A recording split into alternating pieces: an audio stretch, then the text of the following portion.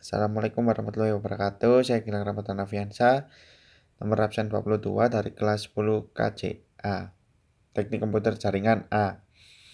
Ya, kali ini saya akan menjelaskan singkat tentang penerapan logika dan penerapan algoritma. Algoritma merupakan urutan dalam langkah-langkah yang dilakukan untuk menyelesaikan masalah. Agar komputer mampu mengerjakan perintah yang akan dieksekusi, diperlukan program. Dalam pembuatan program harus menggunakan algoritma.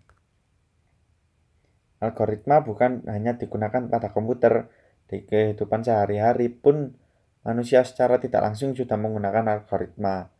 Pada kehidupan sehari-hari banyak dijumpai proses yang menyatakan algoritma. Contohnya saat seorang ingin memasak. Untuk mencapai sebuah masakan yang enak dan lezat, maka seorang tersebut harus mengetahui langkah-langkah untuk menyelesaikan masakan tersebut dengan benar.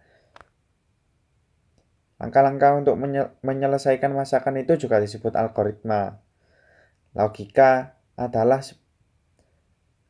sebuah penalaran. Logika dan algoritma adalah dua hal yang saling berkaitan antara satu dan lainnya.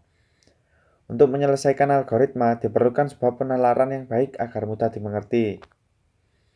Melaksanakan algoritma berarti mengerjakan langkah-langkah dengan mengikuti proses sesuai algoritma tersebut.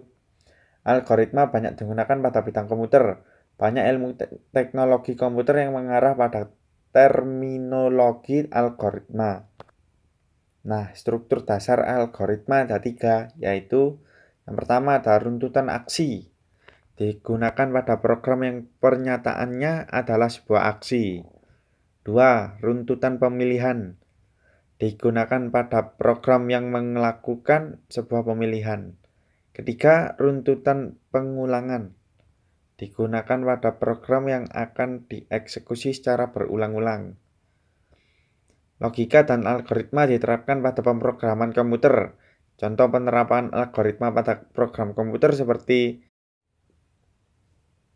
algoritma pencarian yang diterapkan untuk melakukan pencarian suatu kata di software word processor.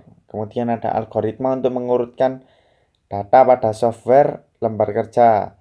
Kemudian ada algoritma pada situs e-commerce yang merekomendasikan barang pada pembeli. Kemudian ada algoritma untuk mencari nilai terbesar.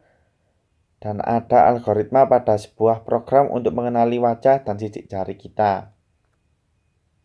Contoh penerapan algoritma dalam kehidupan sehari-hari kita misalnya seperti kita ingin membuat nasi goreng.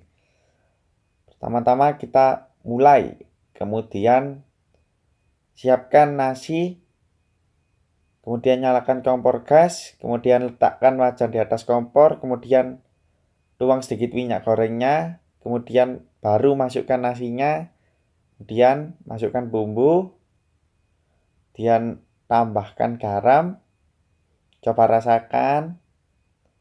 Nah, kalau kurang garam, kurang asin, tambahkan garam, coba kembali. Nah, nasi goreng siap dihidangkan dan disantap. Sekian pembahasan singkat saya tentang penerapan logika dan penerapan algoritma dalam kehidupan sehari-hari. Semoga dapat membantu. Jika ada salah kata dan kurangnya, mohon maaf yang sebesar-besarnya. Assalamualaikum warahmatullahi wabarakatuh.